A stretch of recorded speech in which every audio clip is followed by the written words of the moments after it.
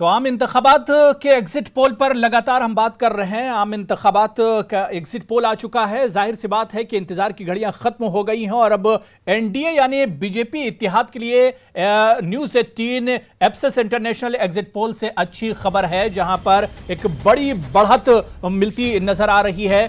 TV screen के जरिए भी आप देख सकते हैं कि एनडीए को 336 सीटें मिलने का एक तरह से अंदाजा है एग्जिट पोल के जरिए। इसके अलावा यूपीए की अगर हम बात करें, कांग्रेस इत्तेहाद को 82 सीटें मिल सकती हैं, यानी कांग्रेस और उसकी अलायंस जो पार्टियां हैं उन्हें एक तरह से नुकसान हो रहा है 2019 में, जबकि एनडीए यानी बीजेपी इत्तेहाद और बीजेपी की जो अलायंस पार्टियां हैं उन्हें कहीं ना कहीं बड़ी बढ़त और बड़ा फायदा दिखता नजर आ रहा है एग्जिट पोल के जरिए। और इसी एग्जिट पोल पर लगातार हम अपने खास मेहमानों से भी बातचीत कर रहे हैं, जहां पर एनडीए को बड़ा फायदा हो रहा है और यूपीए को एक तरह से नुकसान हो रहा है। टीवी स्क्रीन पर लगातार हम आपको दिखा रहे हैं कि किस तरह से यूपी में एनडीए के खाते में 11 से 13 सीटें, चौथे मरहले की अगर हम बात करें, फोर्थ फेज की हम बात करें, तो चौथे मरहले में एनडीए को 11 से 13 सीटें मिल सकती हैं। एसपी बीएसपी आरएलडी जो अलायंस है उसे 1 से 3 सीटें मिल सकती हैं, जबकि कांग्रेस के खाते में 0,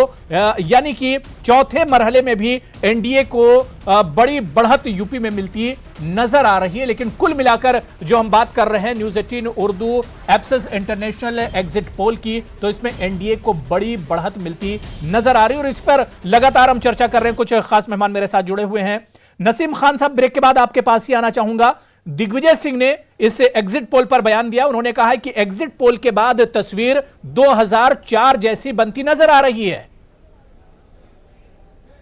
देखिए, मैं स्पष्ट रूप से आपसे बोल दूं कि ममता जी ने भी कहा और सभी दिग्विजय सिंह जी ने भी कहा, और हम ये मान रहे हैं कि जो एग्जिट पोल के आंकड़े हमारे सामने आ रहे हैं वो एग्जिट पोल के आंकड़े हमें राहत नहीं दे रहे हैं, लेकिन ये अनुमान है और इस अनुमान पर हम ये तय नहीं कर सकते कि भारतीय जनता पार्टी का जो आंकड़ा दिखाई दे रहा है, जो हमारा आंकड़ा दिखाई दे रहा है, ये सही है।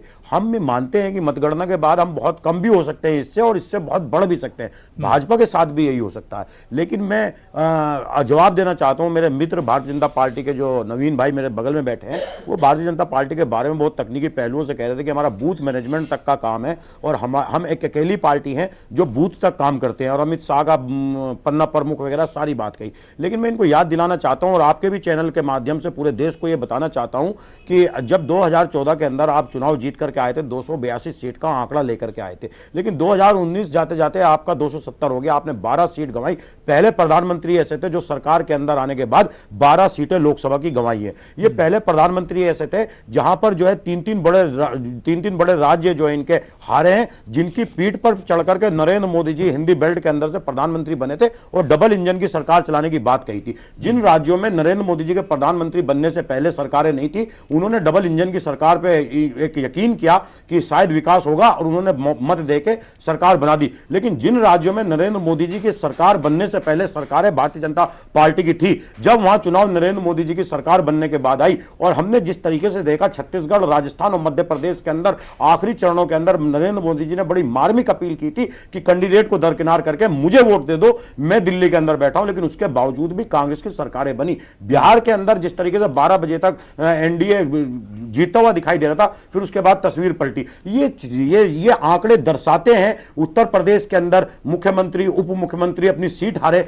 ये आंकड़े दर्शाते हैं कि कोई बूथ मैनेजमेंट नहीं है, कोई कैडर बेस्ड पार्टी नहीं, केवल हिटलर बेस्ड पार्टी है। दूसरी चीज मैं आपसे एक बात कहना चाहता हूं ईवीएम के ऊपर। ईवीएम की बहुत चर्चा हुई, कांग्रेस पार्टी को आपने उसमें शामिल नहीं किया अबू भाई। ईवीएम एक ऐसी मशीन है जिस पर सबसे पहला सवाल अगर जो किसी ने उठाया था तो एनडीए के सबसे बड़े नेता लाल कृष्ण आडवाणी जी ने जेवीएल नरसिंह जो इनके प्रवक्ता हैं उनसे एक किताब लिखवाई थी। लेकिन जहां तक हमारी बात, जब हमसे लोग पूछते हैं और ये कहते हैं कि छत्तीसगढ़, राजस्थान, मध्य प्रदेश में आप चुनाव जीते हो, तब ईवीएम में खामी क्यों नहीं थी? मैं आपको याद दिलाना चाहता हूं कि हमारी कांग्रेस पार्टी का डेलीगेशन छत्तीसगढ़, मध्य प्रदेश, राजस्थान जीतने के बाद भी चुनाव आयोग में गया था और हमने ईवीएम की तकनीक पर सवाल उठाए थे और हम लगातार सवाल उठा रहे हैं। हमारा ईवीएम हैक किया जाए, ईवीएम क्या किया जाए, इस पर सवाल नहीं है। हमारा सवाल यह है कि ईवीएम के जो तकनीकी पहलू हैं, जिस तरीके से मध्य प्रदेश के अंदर भारतीय जनता पार्टी के होटलों से ईवीएम मिली, जिस तरीके से हाईवे पे पड़ी हुई ईवीएम मिली, जिस तरीके से कैराना के अंदर ये बताया गया कि जब इलेक्शन कमीशन ने ईवीएम के मामले पे सारी बातें हैं जिसको चुनाव आयोग को रखरखाव करना चाहिए था, लेकिन आज भी इस और जब शिकस्त होती है, जिस पार्टी की शिकस्त होती है, मैं उसमें कांग्रेस, एसपी, बीएसपी को शामिल नहीं कर रहा हूं, उसमें किसी भी पार्टी की शिकस्त हो, वो ईवीएम पर एक तरह से ठीकरा फोड़ते हैं। लेकिन जब इलेक्शन कमीशन ने ऑल पार्टीज को बुलाया था कि एग्जामिन करेंगे हम ईवीएम मशीन को और उसका मॉक ड्रिल करेंगे, लेकिन उस वक्त तमाम पार्टियां नहीं पहुंची थी, आप लोग वहां मौजूद नहीं थे।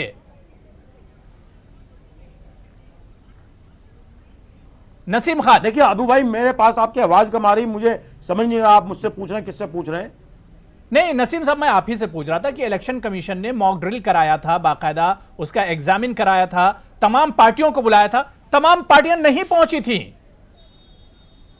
देखिए निर्वाचन आयोग ने बुलाया सबको, ईवीएम एक डिवाइस है, वो ईवीएम डिवाइस उन्होंने सामने रख दिया। हाँ, बहुत सारी पार्टियों ने, केजरीवाल ने कहा था कि ईवीएम हमें दे दो, एक 15 दिन के लिए, 10 दिन के लिए, हम बता देंगे इसमें कैसे गड़बड़ होती है। हमारा सवाल ईवीएम में गड़बड़ हो या नहीं हो इस पे नहीं है, लेकिन हमारा सवाल इस पे जरूर है कि जिस तरीके से बहुत बड़े तादाद संख्या में ईवीएम गायब हैं और लोग कोर्ट तक पहुंचे हैं, हमारा सवाल इस पे है जिस तरीके से ईवीएम को बहुत अच्छे तरीके से संभाल के रखना चाहिए, वो ईवीएम किसी अनजान आदमी के हाथ में, प्रोफेसर सतीश, किसी पॉलिटिकल पार्टी, सतीश कुमार जी, हमारा सवाल इस पे एक बार फिर से अपोजिशन की शिकस्त नजर आ रही है। हालांकि अभी ये एग्जिट पोल्स हैं, लेकिन फिर एक बार अपोजिशन ने जो ठीकरा जो हार का है वो ईवीएम के सर एक तरह से फूटने जा रहा है।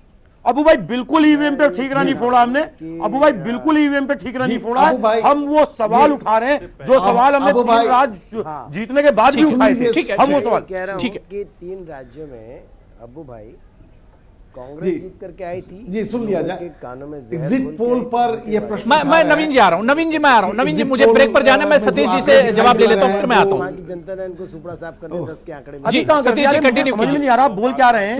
वहां की जनता ने सुपड़ा साहब, इसको आप आंकड़ा मान रहे हैं क्या? इसको मतगणना मान रहे हैं? अरे बहुत बड़ा, पूरे दिन मतगणना चलेगी, ये टेलीविजन पे बैठकर आप इसको आंकड़ा मान रहे हैं कि सुपड़ा साफ कर दिया।